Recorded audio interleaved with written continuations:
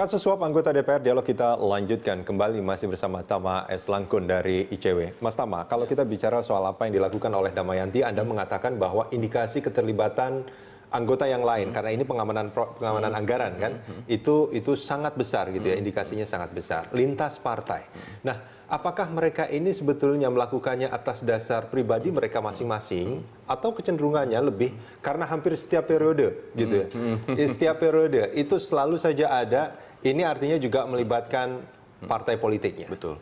Ya, kalau kita bicara soal korupsi politik itu sudah pasti ya, apa namanya, corruption is the dark side of politics. Jadi memang ini sisi gelap dari politik, itu korupsi itu. Kalau kita lihat sisi beberapa tahun belakangan ya, pertanyaan selanjutnya tadi kan, apakah dia melakukan karena inisiatif ataukah karena misalnya dia ada perintah dari partai politik. Kalau yang saya lihat ketika dia masuk dalam jabatan publik itu inisiatif-inisiatif datang dari diri sendiri dalam pandangan saya.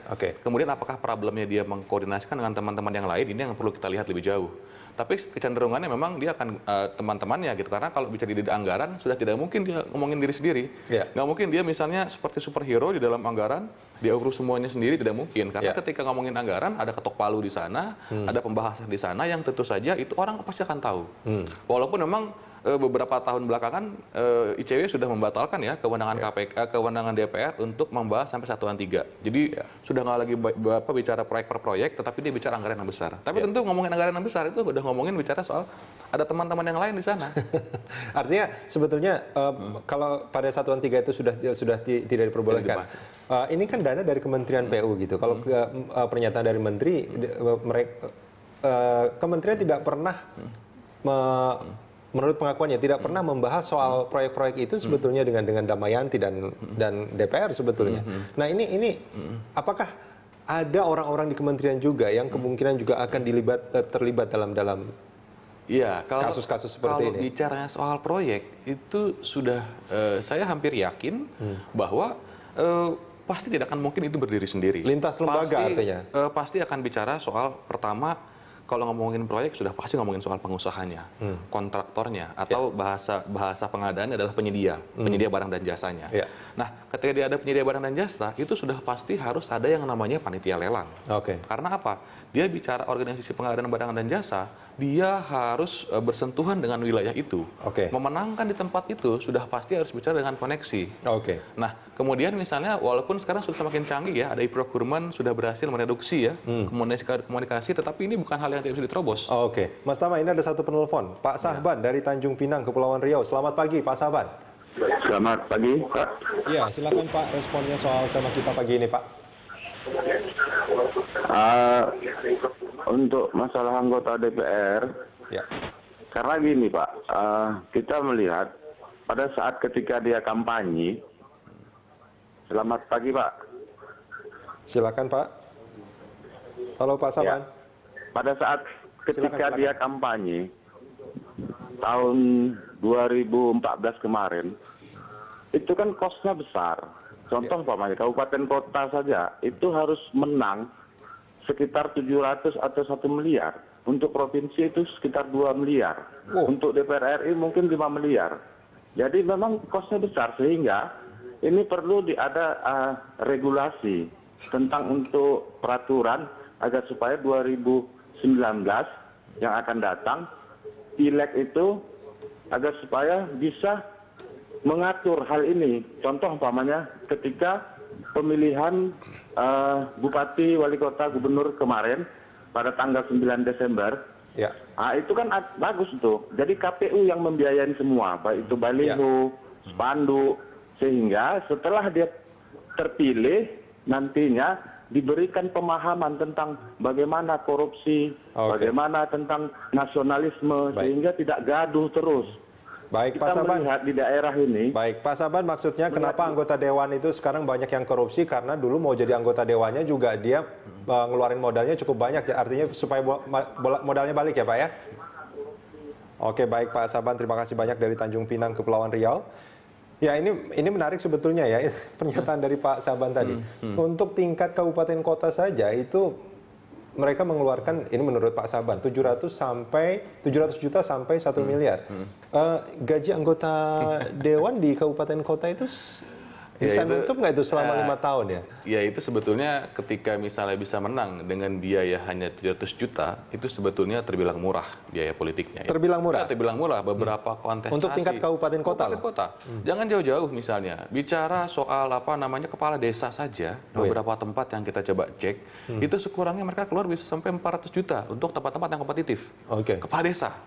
Apalagi kemudian dia anggota legislatif, entah daerah maupun pusat.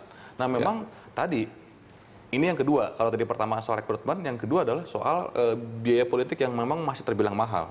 Sudah betul memang sudah ada support dari pemerintah untuk segala macam biaya kampanye, sudah ada alokasi. Tetapi yang jadi soal, apakah biaya kampanye yang diberikan oleh negara itu mampu mengurangi biaya politik?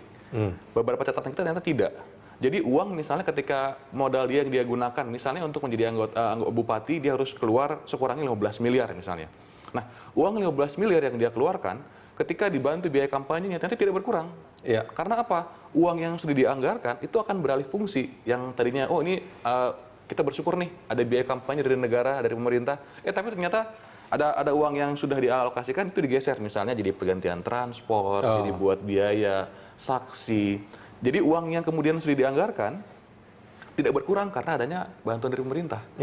Hanya bergeser fungsinya. Gitu loh. Nah itu yang terjadi sekarang. Sehingga pertanyaannya apakah kita mengurangi, sejauh ini kita masih belum menilai itu mengurangi artinya biaya kan politik. Kayak gini Mas Tama, ketika kita ingin menjadi anggota dewan, mestinya kan sebetulnya niatnya itu adalah pengabdian gitu kan.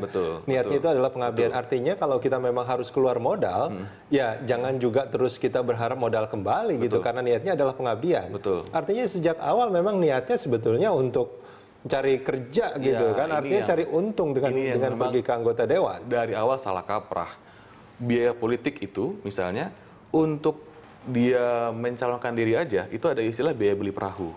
Apa itu? Ya, pada awal dia harus transaksi dengan pihak partai politik. Berapa yang bisa itu diberikan? masih sampai sekarang? Masih terjadi misalnya. Berapa kalau dulu kan waktu sebelum pemilihan langsung untuk dapat nomor 1 gitu kan? Apa itu masih terjadi sampai sekarang? Kalau dalam catatan teman-teman di lapangan itu masih terjadi. Masih terjadi artinya apa? Belum dia kampanye, belum dia kemudian mengurus administrasi, dia harus beli perahu dulu. Ini sudah ngomongin soal biaya.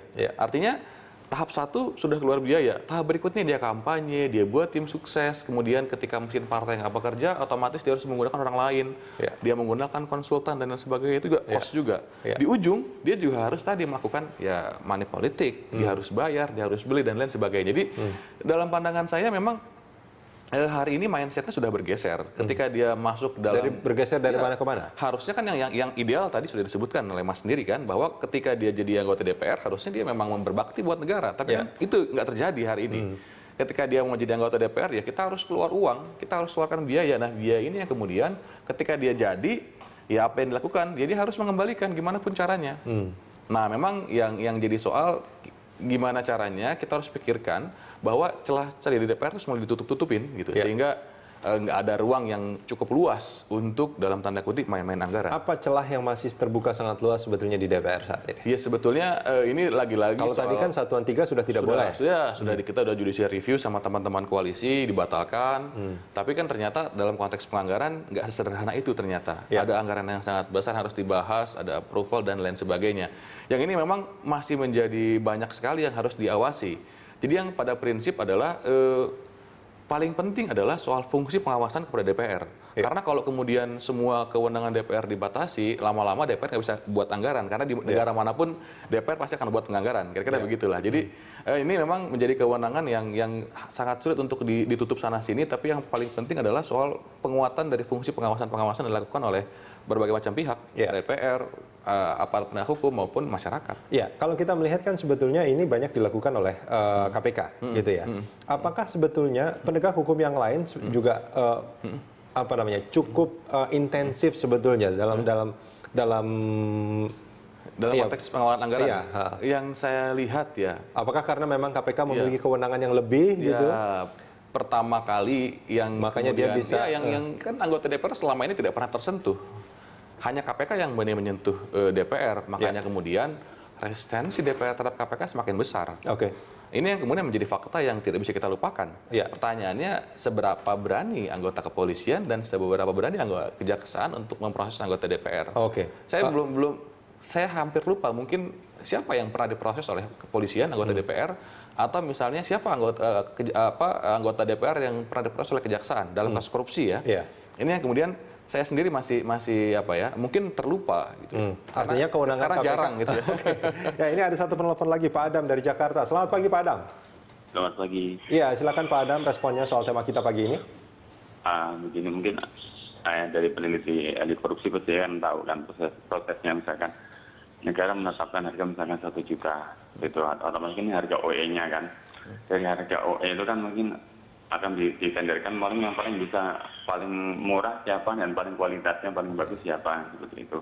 Terkadang dalam proses tender itu pasti kan disettinglah aturan-aturan sangat ketat sekali sehingga menuju satu titik, satu perusahaan satu atau 2 atau 3 itu. Proses itu yang harus diseleksi dulu gitu loh. Jangan terlalu ketat, makanya akan menuju ke salah satu titik, diarahkan ke salah satu titik di situ.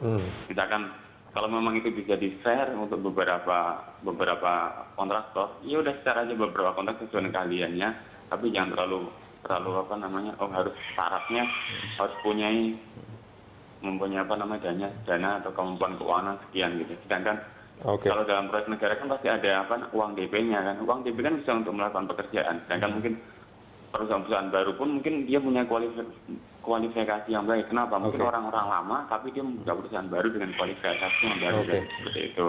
Nah, terus mungkin dari ahli korupsi juga pasti akan tahu kategori korupsi seperti apa sih yang benar-benar. Ini yang mungkin yang belum dijawab sama KPK. Saya pernah tanyakan sama KPK. Ya. Kalau menurut Pak Adam sendiri, korupsi itu yang definisinya seperti apa, Pak? Iya, kalau memang dibilang katakanlah korupsi, misalkan negara anggaran 1 juta, misalkan otomatis kan di situ pun udah ada batasan keuntungan yang harus, misalkan perusahaan pasti melakukan tender kan pasti cari untung, bukan cari kerja kan, Pak? Pasti cari untung kan. Kalau cari kerjaan banyak, Pak. Pasti cari keuntungan kan. Baik. Ya. Keuntungan ada batasan maksimal keuntungan berapa. Terus mungkin kalau perlu dibuat batasan minimal kerugian yang bisa ditanggung oleh perusahaan berapa. Baik. Itu jadi posisinya perusahaan juga aman, ada batasan ke ininya. Kalau masih di angka batas maksimal keuntungan yang dibatasin, ya itu berarti itu asalnya itu keuntungan perusahaan, bukan kerugian negara, seperti itu. Harus ada jelas di situ. Baik Pak Adam, terima kasih banyak Pak Adam sudah bergabung bersama kami di Dialog Pagi, dan kita jeda sebentar, kita akan menanggapi Pak Adam nanti di segmen berikutnya. Kita jeda sebentar.